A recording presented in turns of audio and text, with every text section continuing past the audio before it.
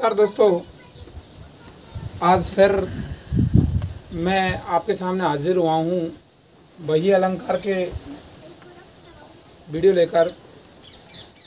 अलंकार अपन पढ़ चुके थे, कुछ अलंकारों को अनुप्रास, यमक, रूपक, उत्प्रेक्षा, उपमा जैसे अलंकारों को पढ़ चुके थे। कुछ एक अलंकार और रह गए थे जिन्हें आज इस वीडियो के माध्यम से पूरा कर दिया जाएगा। तो उन अलंकारों को बिना देर करते हुए पढ़ना स्टार्ट करते हैं। उससे पहले एक बात, वही चैनल को सब्सक्राइब करें और वीडियोस को लाइक करें ताकि हमारा भी हौसला अफजाई होता रहे। आप तक बिना किसी शुल्क के ये वीडियो पहुंचाए जा रहे हैं, तो आपका अंगूठा भी लाइक के लिए उठना चाहिए। स्टार्ट करते हैं। पहला जो अलंकार अपना रहेगा वो रहेगा अन्योक्ति अलंकार। अन्योक्ति अलंकार देखिए, अन्योक्ति अपन इसको तोड़े तो अन्य प्लस उक्ति, यानी जहां पर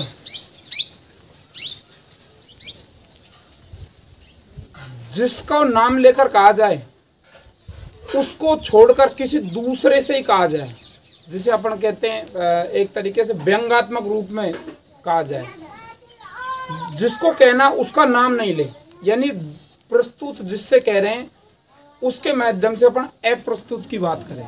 प्रस्तुत जो है उसको छोड़कर अप्रस्तुत की बात करें, यानी जिससे कहना उसका नाम लिए बगैर अपन जो है उस बात को कह दे, वहां पर अन्योक्ति अलंकार होता है। यानी अन्य युक्ति, यानी जिसका नाम लिया जा रहा है उसके लिए नहीं कही जाती, बाकी दूसरे के लिए ही कही जाती है ये युक्ति। कैसे? देखिए, इसका उदाहरण देखिए। स्वार्थ सकृत न श्रम वृथा,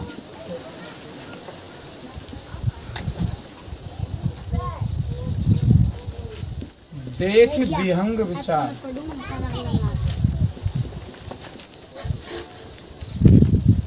देख विहंग विचारी, बाज पराए पानी पर, तू पच्छिन ने मारी। यानी ये दुआ बिहारी जी के द्वारा लिखा गया था। किसके लिए लिखा गया था? महाराजा सवाई जयसिंह के द्वारा। जो जयपुर के महाराजा थे सवाई जयसिंह, उसके द्वारा उनके लिए लिखा गया था। लेकिन इसमें बाज को टारगेट करके कहा गया। क्या कहा गया कि स्वार्थ सकृत श्रम वृथा, यानी वो क्या कर रहे थे, अकबर के कहने पर देसी राजाओं पर आक्रमण कर रहे थे, तो उन्होंने कहा था कि इसमें तुम्हारा स्वार्थ नहीं है और वृथा ही तुम्हारा श्रम हो रहा है। हे बाज, तुम देखिए, तुम दूसरे के हाथ पर बैठकर पक्षियों को मत मारिए, अर्थात अकबर के कहने पर तुम देसी राजाओं पर आक्रमण मत कीजिए। तो यानी बाज को टारगेट करके कहा गया। लेकिन बात किसकी कही गई, किससे कही गई? बात कही गई थी सवाई जयसिंह से, जयपुर के महाराजा से। तो यानी जहां पर जिसको कहना है उसका नाम लिए बगैर ही बात कर दी जाए, यानी बाज का नाम लेके सवाई जयसिंह के ऊपर की बात कर दी, सवाई जयसिंह के लिए। एक और दुआ बिहारी जी का ही, नहीं पराग नहीं मधुकर है, नहीं विकास ई काल, अली कली सो ही बंदे, आगे कौन हवाले। यानी बिहारी जी जब पहली बार आए थे जयपुर, तो उन्होंने देखा कि जो जयसिंह है वो बिल्कुल भी जो है राजकार्यों में रुचि नहीं ले रहे थे। तब उन्होंने कहा था कि नहीं पराग नहीं मधु करे, यानी उन्होंने भौरे को संबोधित करते हुए कहा कि नहीं तो पराग का मौसम है, नहीं राग रंग का मौसम है, तुम इस प्रकार से नई नवेली रानी के प्रेम में पड़े रहोगे तो फिर ये राज्य किसके हवाले। यानी उन्होंने वहां पर भी भौरे को संबोधित करते हुए कहा था, और टारगेट किसको किया था? सवाई जयसिंह को। उसी प्रकार यहाँ भी सवाई जयसिंह को टारगेट किया गया, लेकिन कहा उनको माना क्या गया? बाज। इसलिए यानी जहाँ जिससे कहनी है उसका बिना नाम लिए बगैर बात कर दी। तो यहाँ पे बाज के माध्यम से पूरी बात किसके लिए कही गई है? सवाई जयसिंह के लिए। इसीलिए यानी अन्य के लिए उक्ति कही जाए, किसके लिए कही जाए युक्ति? अन्य के लिए उक्ति कही जाए, वहां पर ही अन्योक्ति अलंकार होता है। ठीक है, अगला अलंकार है अपना विभावना। विभावना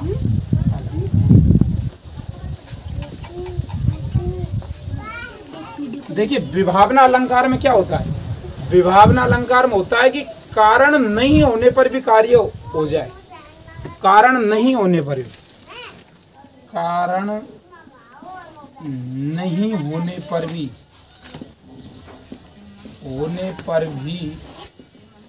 कार्य संपन्न होता हो।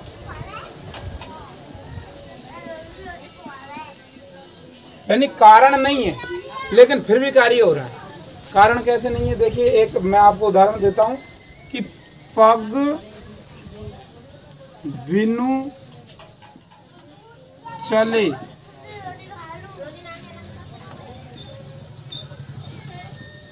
सुने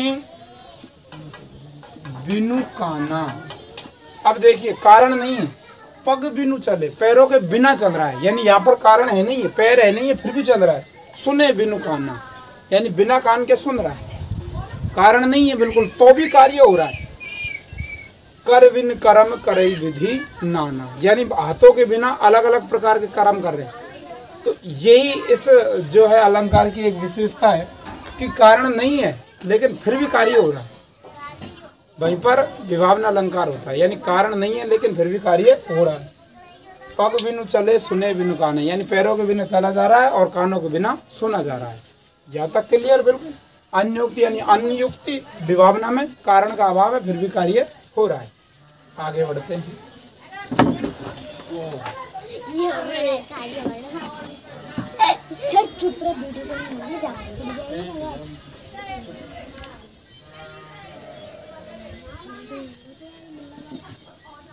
अगला अपन जो है विभावना का विरोधी अलंकार पढ़ेंगे जो विभावना के एकदम बिल्कुल उल्टा है, विभावना के एकदम बिल्कुल उल्टा, उसका नाम है विषयोक्ति।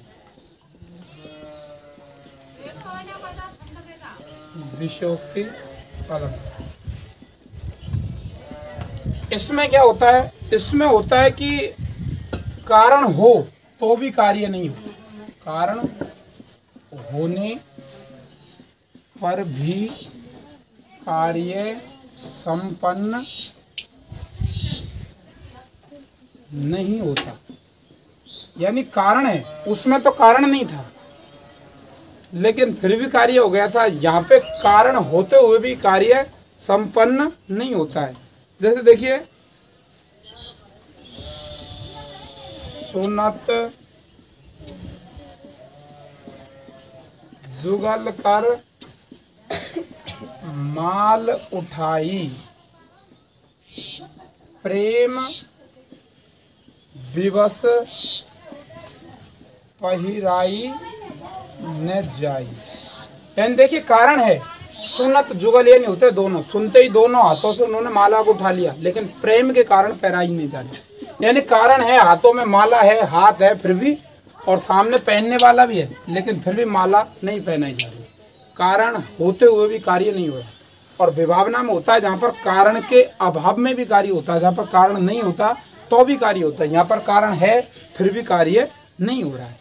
ठीक है, अब देखिए अगला अलंकार है दृष्टांत अलंकार।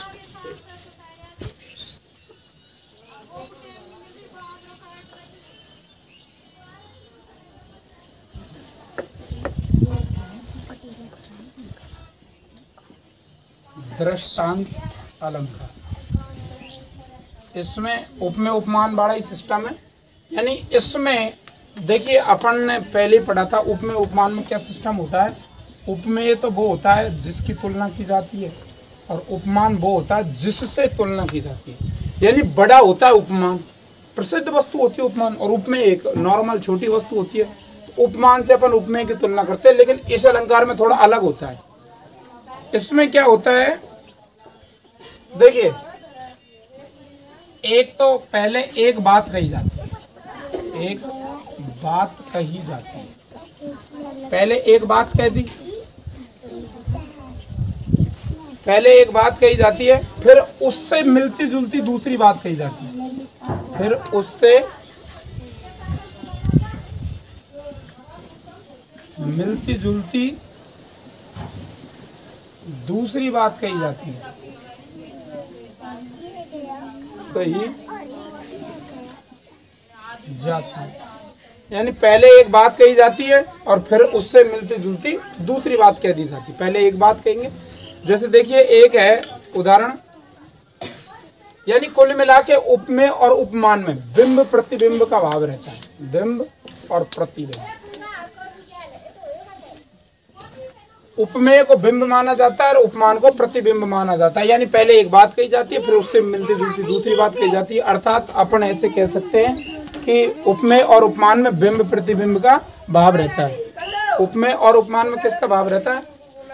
बिंब प्रतिबिंब का भाव रहता है। जैसे एक उदाहरण है कि बिगड़ी बात बने नहीं, लाख करो किन कोय, रहीमन फाटे दूध को, मतेन माखन हो। यानी इसमें वही बात कह गई, पहले एक बात कह दी कि बिगड़ी बात बने नहीं, लाख करो। पहले एक बात कह दी कि बिगड़ी बात बनेगी नहीं, चाहे आप लाख ही प्रयास करो। फिर उससे मिलती जुलती दूसरी बात कह दी कि जिस प्रकार किस प्रकार जैसे दूध फाट जाता है, उसके बाद में आप चाहे उसको कितना ही मथन करो, उसको चाहे कितना ही माखो, लेकिन उससे माखन प्राप्त नहीं किया जा सकता। तो वही उपमेय और उपमान में बिंब प्रतिबिंब का भाव रहता है। ध्यान रखना, उपमेय और उपमान के बीच में बिंब प्रतिबिंब का भाव रहता है। ठीक है, पहले एक बात कही जाती है फिर उससे मिलती जुलती दूसरी बात कही जाती है। जैसे ये उदाहरण आपके सामने है। देखिए अब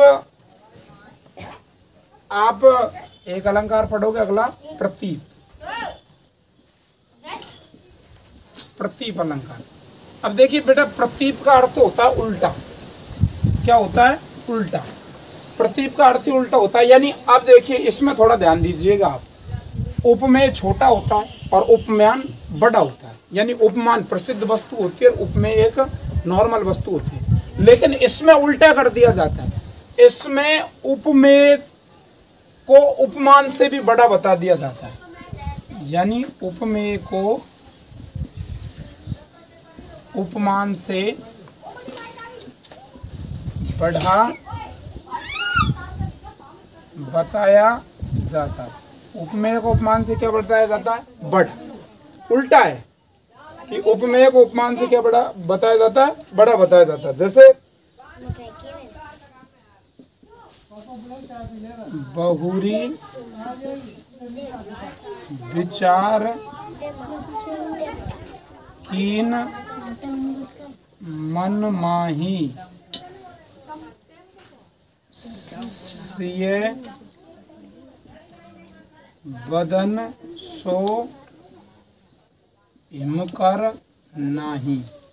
यानी एक बात कहिए कि बहुरी विचार कीन मन माही, यानी मन के भीतर बहुत सारे विचार किए, उसके बाद में एक बात पर पहुंचे। कौन सी बात पर पहुंचे? सिय बदन सो हिमकर नहीं। यानी सिया का बदन, सीता का जो बदन है उसके समान हिमालय भी नहीं है। यानी हिमालय उपमान है लेकिन उसको छोटा बता दिया। सीता के बदन के सामने जो है हिमालय को भी छोटा बता दिया। यानी सीता के बदन के सामने हिमालय भी छोटा है, हिमालय भी सीता के बदन से बड़ा नहीं है, अर्थात सीता के बदन से ठंडा नहीं है। तो उपमेय सीता का बदन है लेकिन, और उपमान हिमालय, लेकिन सीता के बदन को बड़ा बता दिया और हिमालय को क्या बता दिया? छोटा बता दिया। ठीक है, ये हो गया आपका प्रतीप। एक बार आप इसको लिख सकते हो चाहो तो। प्रतीप अलंकार के अंदर उल्टा बताया जाता है, यानी उपमेय को उपमान से भी बड़ा बता दिया जाता है। देखिए प्रतीप को ऐसे कैसे रहने देता हूं, दृष्टांत को मिटा देता हूं, क्योंकि जो अगला अलंकार आएगा व्यतिरेक और प्रतीप बिल्कुल एक जैसे हैं, इसमें थोड़ा सा फर्क है।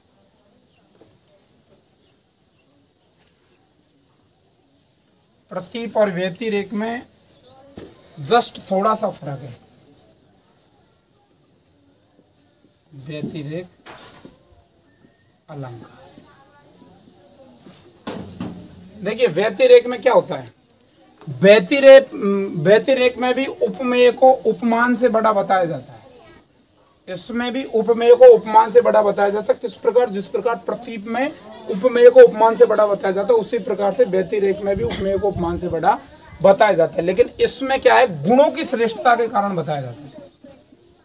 गुणों की श्रेष्ठता के कारण देखिए, यहाँ पर सिया के बदन यानी सीता के बदन को हिमालय से बड़ा बताया है, लेकिन इसमें गुण नहीं बताए सीता के बदन के किस गुण के कारण वो हिमालय से बड़ा है। भाई एक आकार में बड़ा है, या फिर हिमालय से ज्यादा जो बर्फीली है उससे ज्यादा ठंडा है, तो उस हिसाब से नहीं बताया, इसमें गुण नहीं बताया सीता के बदन में। लेकिन इतना बताया कि सीता का बदन जो है हिमालय से भी बड़ा है। अब कौन से अर्थ में, कौन से गुण में, वो पता नहीं, लेकिन यहाँ पे गुणों की श्रेष्ठता के कारण बताया जाता है बड़ा। ठीक है, यहाँ पर किसके कारण बताया जाता है? गुणों की श्रेष्ठता के कारण। इसका उदाहरण है संत हृदय नवनीत समाना, कहा कवि न परे न जाना, निज प्रताप द्रवे नवनीता, पर दुख द्रवई संत पुनीता।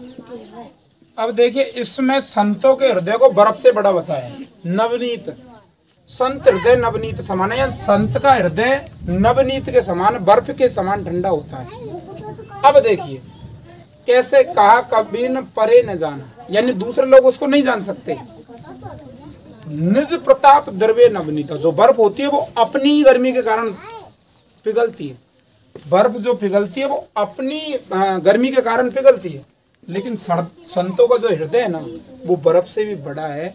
वो पर दुख यानी दूसरों के दुख के कारण वो पिघल जाता है। दूसरों के दुख के कारण संतों का हृदय क्या हो जाता है? पिघल जाता है। तो इसमें बड़ा बताया, लेकिन इसमें गुणों की श्रेष्ठता नहीं बताई। इसमें बड़ा बताया गुणों की श्रेष्ठता कारण। पहले तो कह दिया संत का हृदय और नवनीत दोनों समान है, लेकिन फिर गुण बताए इनके। गुण बताने के बाद में अपन को सीधा सीधा पता चल गया कि संतों का हृदय नवनीत अर्थात बर्फ से भी बड़ा है, बर्फ से भी ठंडा है, बर्फ से भी ज्यादा पिघलने वाला हृदय संतों का होता है। अंतिम अलंकार बचा है वैसे तो, लेकिन 2 अलंकार और बताऊंगा। देखा जाए नॉर्मली तो 1 अलंकार और बचा है। इतने ही अलंकार कक्षा 12 के अंदर आते हैं। देखिए, अगला अपन पढ़ने वाले हैं समासोक्ति अलंकार।